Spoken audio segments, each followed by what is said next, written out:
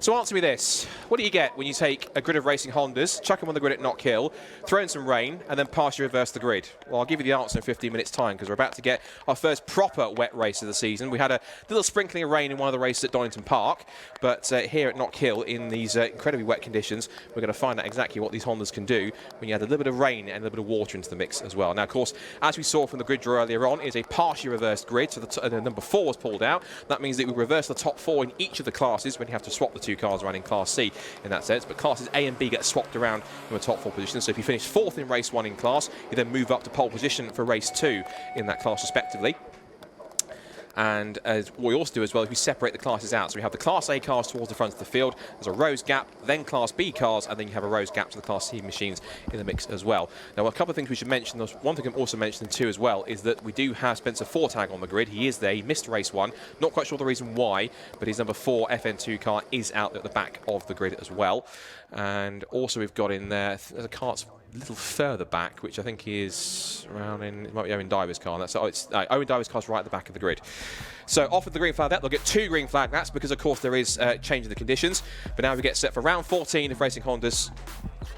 Round 14 of Racing Hondas 2025 is set to be as follows. No grids on the screen, but I'll rattle through them as they're on the timing screen. So, after the partially reverse grid, this is how it lines up. It's 2023 champion Phil Wright who starts on pole position. He has Tommy Knight in the EK Civic alongside him on the front row of the grid. Then it's Will Self in 3rd, the championship leader in Class A. And first time winner from race 1, Bob Barron starts this race for 4th. But what can he do in the wet conditions? He won here 2 weeks ago in Modsport in conditions like these. Can he make it the same again this weekend? Dave Buki starts 5th in his EK Civic alongside James Kiff. He hopefully better fortunes on the first lap this time after he went off, had to recover to P6 in the end of the Integra. Then Fraser McNeil will start P7 in car number 7 to try and make it work. Then there's a rows gap. Then we have Lewis Barker starting on pole position in Class B. He'll start alongside Harry Greenhill in the 116 car. Then Sam Linson and Dan Thackeray, the championship leader, looking to try and get another victory and possibly one step close to potentially wrapping up the Class B title here this weekend, if not next weekend. Then Luke Crassus-Medu and Spencer Fortag at the back of the Class B outing. Then we have Matt Rowling, who's now ahead of Callum Hatching. Could that be advantage to Matt this time by the wet conditions? And then it's Owen Diver who starts right at the back of the grid. So, Phil, that's to be quite intriguing to see if that's the case.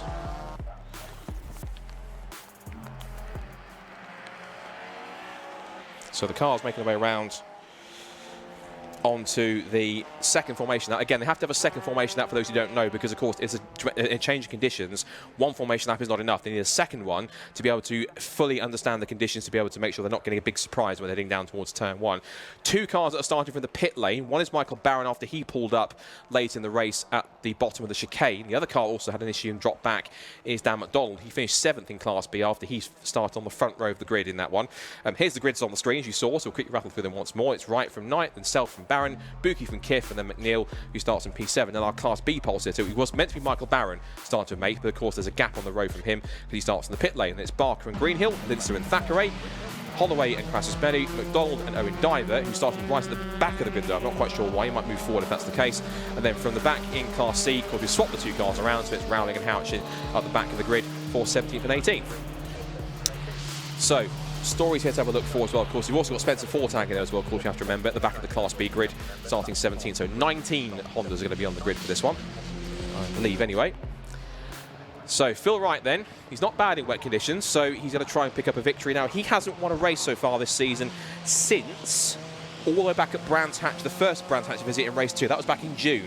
Now, he hasn't finished a race outside the top 5 all season, and he didn't start this season well, but it did not start in race 1. But every race he's finished ever since, he has been in the top 5. He's won twice, once at Donington Park, once at Brands Hatch. And that Donington Park in the race 1 actually was in the slightly damp conditions. So I wonder possibly if the wet conditions might favour Phil if he can make it happen. Tommy Knight's got a great chance as well, of course, from the front row of the grid. That EK Civic handles well. But how well does it handle in the wet conditions? Will Self's car we know is very oversteery anyway, but that could be at a detriment. Bob Barron could be the sleeper here. I say the sleeper, he just won a race, but fall from the grid. What can he do from the second row? Dave Buki, P5, James Kiff could be a dark horse as well. I'll be fascinated by also Class B too. Lewis Barker could have a really good start here, possibly get up the mix, but if Sam Linster and Dan Thackeray can get in there too, that could be all the better. So the last couple of the cars trying to get through. I think there's a bit of a delay trying to get Spencer Fortag's car to the grid. His door is open. There might be a slightly delayed start, but they've let him go anyway. So he'll take his place at the back of the Class B runners. Then you've got Matt Rowley and Callum Houchin. Not quite sure why Owen Dye was right at the back, but we'll have to wait and see. But it's not going to matter in a minute because, as we know in this championship, it is all calm and quiet until the VTEC kicks in, and it is about to in the wet conditions then. So round 14 of Relive Racing Hondas for 2025 at a very wet Knockhill. Who's going to get the whole shot down towards turn 1 and take victory with just 3 races left to go? Lights out, and we're underway. It's a good start initially from Phil Wright, with a cracking start from Will Self in the second row of the grid for 3rd place. He'll put himself alongside Tommy Knight down towards turn 1. Look at the spray down towards Duffer's Dip for the first time. And it's Phil Wright who turns in. Self is in 2nd place, and then Tommy Knight in 3rd place. Around the outside with a great start from 7th on the grid has gone Fraser McNeil, a demon start to take 2 places off of James Kiff and Dave Buki. There goes Barron up the inside of Tommy Knight to put him down another spot down to 4th. And it's now Wright under pressure from Self to come up over the chicane for the first time. So it's Wright from Self, from Barron, from Knight, from Fraser McNeil in 5th position. Buki now being challenged by the Integra James Kiff, and a good start for the Class B lead. He's gone for Lewis Barker from pole. But it's Carrie Greenhill and Dan Thackeray then. But out of Jim Clark Kerr for the first time. 3 for the lead down the back straight. And Fraser McNeil is relishing these conditions. He's absolutely loving it. He's on the tail of Tommy Knight, trying to close in on him. Down to the hairpin, and there goes Bob Barron diving up the inside for 2nd place. He is flying in these wet conditions into the spray of the Taylor's hairpin for the first time. And could he go possibly from, not from 4th to 1st, he's gone from 4th to 2nd at least. He's picked off both Tommy Knight and Will Self. Now he's chasing after the leader. He's got the taste for a victory. He wants win number 2 and to do it once again here at home. He's done it in the dry. Can he do it in the wet? End of lap 1 then. Wright leads the way from Barron in 2nd place. Then it's Self, Knight, McNeil and Kiff. And one car's going down the tyre screens, Dave Buki. Why has he come down? He's slowing on the approach down towards the Duffer's Dip. So a problem looks like for Dave Buki, it seems like, unfortunately. The EK Civic not running well. He's in the middle of the Class B runners. So problems for Dave, unfortunately. In the Class B lead, Dan Thackeray somehow has got to the lead. How's he done that? I saw him at the exit chicane. He was 3rd. How has Dan Thackeray done that? He's gone from 3rd to 1st in a matter of corners. That's extraordinary. As now for the lead, here comes Bob Barron challenging Phil Wright with better traction. He's got better suspension. Round the outside, gets the better gear. Round the outside, he goes to the lead. Bob Barron, was he ever going to be denied? Back to the front he goes there. So Bob Barron in wet conditions, not too dissimilar to Mod Sports. You can hear them cheering in the background. The local Scotsman back to the lead, and it only took him barely 2 laps. So Bob Barron charged his way back up the hill and pulling away cleanly, showing him a clean pair of heels. He's absolutely off in the distance. So up the hill he goes, and at the line, what's the gap at the end of it? 1.3 seconds after that pass into the hairpin. So he gained 1.3 seconds on the run out of Jim Clark Kerr, but into the hairpin. So 3rd for Self, 4th for Knight, and into 5th position, or challenging for 5th, is James Kiff in the Integra on Fraser McNeil. But Fraser holding on. So no change there. Going back to our Class B runners, but also noticed as well, how has Matt Rowley got to 12th, and off the road goes Tommy Knight from 4th position off into the gravel, and I'm afraid, Tommy, that's not getting out there anytime soon. Lost the back end, out of the race, and EK Civic will be scoring no points from round 14, I'm afraid. Now, whether or not that warrants he wants at least probably a yellow flag. If it's a safety car, that might make things a little more interesting, because it might not let Bob Barron get away too much. It was the fastest first sector for Bob Barron in this lap alone. He pulled 3/10 in the first sector. He's pulled another half a second in the second sector. He's been near a second in front by the time he gets to the end of lap number 3. Cross the line he goes, and I think we're going to get a safety car. It has been deployed because of the car off at the chicane. So it'll be status quo for this lot as well. There's been a change around for Class B, as in the pit lane is Dave Buki out of the pits, out of the race, unfortunately. Shake of the head, not quite sure what happened. And it looks like he has some visibility problems. You can't see where he's going. You can see that the windscreen's misted up from part of it. He's trying to wipe it off, but that's a unique problem. Now, Tommy Knight's got back going again. Now, I know that the gravel's hard packed when it gets to wet, but I thought for a second he'd be quite beached. So, in actual fact, we don't need the safety car. So, this might be a quite premature one. It might things make it a little bit interesting. Safety cars come out, and it's actually caught Spencer Fortag. So, you have to wave those cars around. This got a bit confusing, I think, because now we've got what time left? Safety car is out. We've got left 10 minutes 51 to go. Answers on a postcard.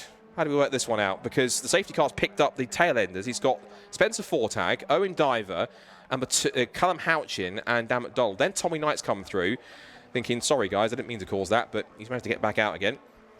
So now we've got to pick up the rest of the pack and then wave through the lapped cars and then get Bob Barron back through again. One person who does benefit is Bob Barron, because, of course, he's not going to be lost here. Now, also, I've just noticed in the sequence that Phil Wright's got ahead of Will Self. No, he was ahead of him anyway. I'm being stupid. He was ahead of him anyway in second place. So it's Bob Barron from Phil Wright, Will Self, then Fraser McNeil. And Fraser McNeil is we right on the tail of Will Self here. This could be quite intriguing. Now, the safety car has paused to let those lapped cars through. That's quite smart thinking. So we're coming up to only 5 minutes into this race, and it'll now wait patiently at a reduced speed to pick up the leader. So let's just take stock of where we were, because I also saw something else that was quite astonishing. Someone a bit higher up than I thought they would be. So let's look at the full race stock of where we are then. Just past 5 minutes gone. Bob Barron leads the way then, once again, for Phil Wright in second place. Will Self in third. Fraser McNeil fourth. James Kiff is fifth. Then Dan Thackeray is in sixth position overall in the Class B lead. Then it's seventh place for Sam Linster. Third for Luke Crassus-Benny. That will be by far his best result if he can stay there. His best result to date in Class B, if I look back at my results, his best result so far was actually last time out in Brands Hatch Race 2, was fifth. So in the wet conditions here in the partial reverse grid, Luke Crassus-Benny definitely could be getting a first piece of silverware if he can stay where he is. Then it's Lewis Barker in fourth, Harry Greenhill in fifth, and then somehow Matt Rowling in Class C has gone to the dizzying heights of 11th overall. He leads Class C, he's ahead of both Spencer Fortag, Owen Diver, and then his fellow classmate Callum Houchin. But how he's got to 11th has astonished me for a second. That's quite impressive. 15th place for Dan McDonald, then Tommy Knight, who's got back going again, and then the two cars we don't have are Dave Bucke, who's in the pit lane, and we didn't get Michael Barron, only did a lap and then pulled in, so sadly nothing for him. Now the safety car has got nothing really else to do really, apart from just leave the cars back around. We're going to wait for the lights to be extinguished. I think Bob Barron's anticipating a safety car restart coming in a minute, but the safety car lights haven't gone out, so I think we're going to go around for at least another lap. I think Bob's going to have to speed up again because he's realising we're not going racing this time by. But they're all taking the wide line to go through, so they're just using a bit more of the circuit. I think he was anticipating a restart this time by, but it's not actually going to happen. So the safety cars had to slow up and think, no, we're not going live yet. Bob, come back behind me, come on. Otherwise, it's going to make this restart even longer. So the safety car is pulling the field up the straight. And again, the main person it benefits is going to be Bob Barron, because he'll be wanting to get a second victory. And just now I think we're getting to the point now on that side of things. Now, I've been told by Championship Coordinator Carl McKellar that we believe that all Dan Thackeray needs is 7 points in this race. He usually gets 16. So if he's listening to me on permission, if Dan does win this one, I think we can, if he's where he is, you could provisionally give him the Class B title. But we'll wait and see then. I'll probably get a little thumbs up if I can from Carl in the chat if he's listening. And then we'll see if that's the case. And incredibly, that means we can call our provisionally, first champion of the season, if that happens. And the wet conditions on the safety car might certainly be aiding his cause. So halfway through the race now, and I think we probably will be going safety car this time by, because the pace has quickened a bit more. So we'll tell what happens if the safety car lights come off, which they haven't done yet. They're just moving through the chicane right now. And Bob Barron just trying to weave from side to side to keep his tyres as much temperature as possible. He knows he has the pace advantage over Phil Wright. He knows he has the pace over Will Self. The intriguing thing to be is Fraser McNeil, because now he's up in fourth position, and if he can get a good restart, he could even catch Will Self unawares, as safety car lights are indeed off. So, stand by for action with 7 minutes to go. And Bob Barron, he becomes the safety car now. He decides when to pull the pin. When does he get this race restarted? He's going to let the safety car escape as much as he can up the road, stack the pack up as much as he can, and in the wet conditions here at Knockhill, he's about to get round 14 back underway with about 6.5 minutes to go, and possibly be on course, if he stays where he is, and if he can make this happen, for a second win in a row here at home. Did it in the dry. Remember, he did it 2 weeks ago at Mod Sports in these conditions at Knockhill. Can he do it again? He's going to head out to the final corner. It's a good restart. Wright has gone with him, but it's good pace at least initially. They go up the hill once again.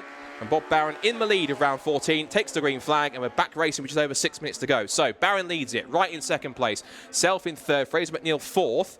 And then in fifth position, it is James Kiff, Dan Thackeray, who leads Class B, from Linster, Crassus-Benny, Barker, Greenhill, and Matt Rowling, who's leading Class C. Then Fortang, Diver, Houchin, McDonald, Tommy Knight back in 16th. Those are the 16 runners still going in the wet conditions.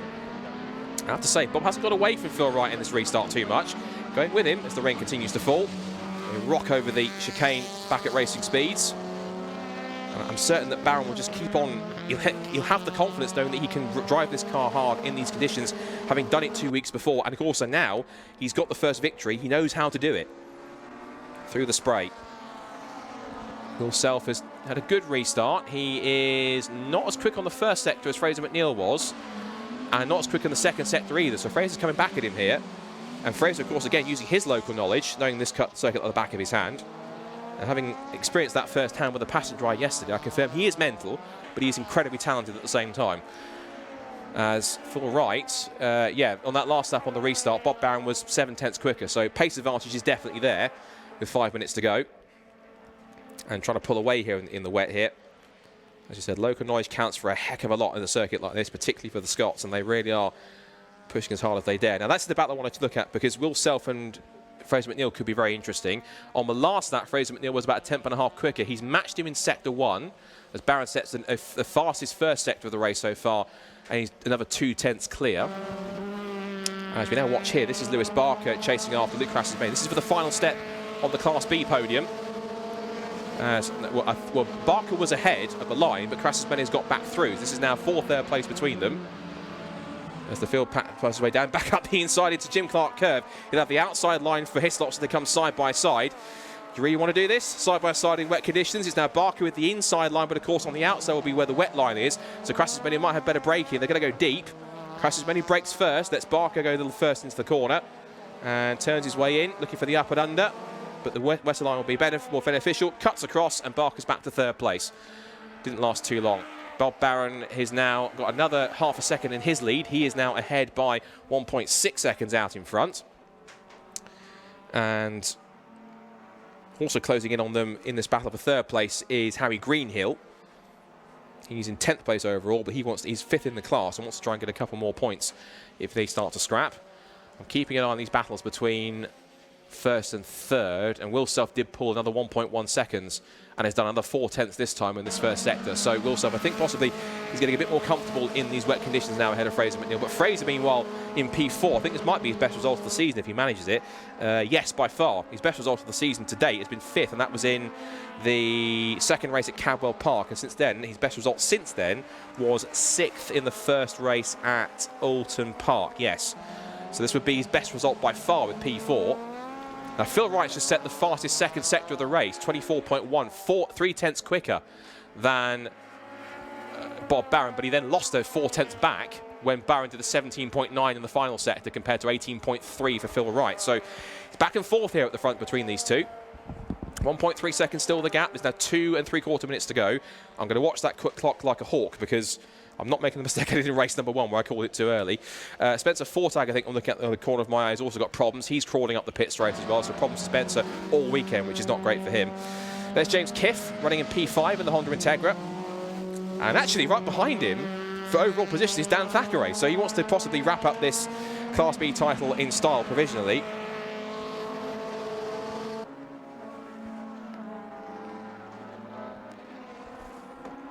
So he's now chasing after him, and again, it's what we talked about in the time attack session. It doesn't matter how much power you've got; it's how you use it. And so Dan Thackeray showing he's got plenty of class here.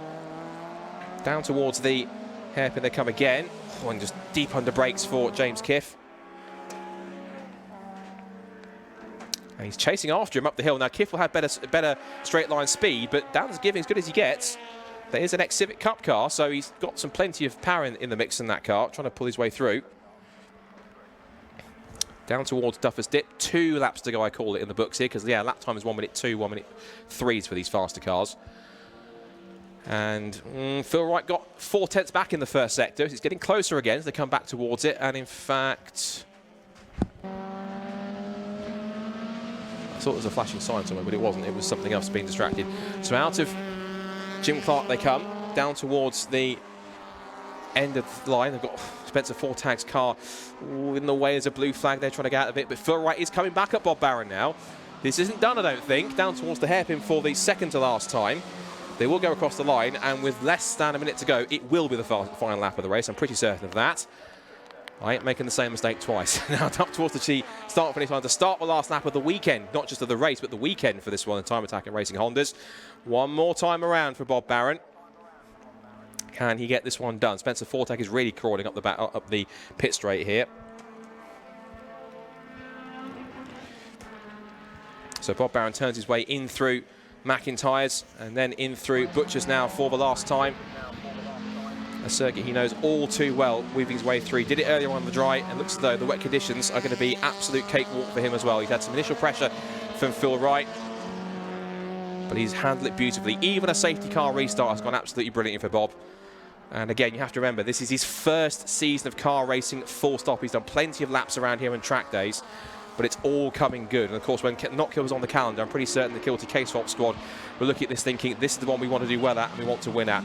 Into the hairpin for the final time. He locks it up a little bit, but he's going to hold on to it. And like the saying goes, you wait for one victory, and two of them are going to come at once, because up to the checkered flag, it's going to be a Bob Barron double. He will come to a line, and he will make it 2 from 2 at home at Knockhill. He wins round 14 of Racing Hondas 2025. More home success for Kilty K-Swaps. Fantastic racing. He did it in the dry. Now he's done it in the wet. Second for Phil Wright, third for Will Self. That'll be Fraser McNeil and James Kipp. But we're going to wait for P6. He's up the line. Going to be for P5 overall. Across the line they go. Fraser McNeil is 4, but Dan Thackeray will be P5. He will win the Class B race on the road. And we can say also provisionally, he will be 2025 Racing Hondas Class B champion. Congratulations to Dan, and that makes up in one way for missing out on the Civic Cup title in 2023 a couple of years ago. The job's not totally done. There's still the final round coming up at Snetterton to try and get the overall title, but at least for the class, that essentially is provisionally done and dusted. So congratulations to Dan for sealing that one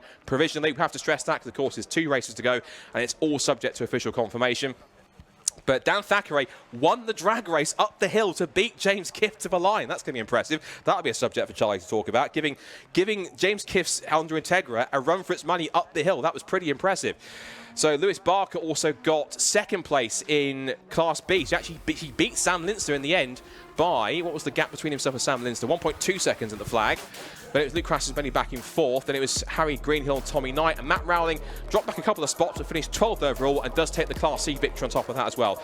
So, would you believe it? Bob Barron then takes his first 2 victories of the season by taking round 14 in the wet at Knockhill. And what a drive it was. In a safety car restart, he won by 2.2 seconds from Phil Wright in P2 and Will Self in P3. Damage limitation, but still good points for the championship as we go to Snetterton for the final 2 races. Fraser McNeil, his best result of the season, more celebration for Kilty K-Swaps, an excellent P4. And Dan Thackeray beats James Kiff's Integra in a drag race to the line to win Class B on the road in the race, but also as well, we think provisionally, the 2025 Class B title in Racing Hondas. Congratulations provisionally to Dan. James Kiff takes 6th. It's Lewis Barker 2nd. I think that might be his best result. It is another best result for Class B for Lewis Barker.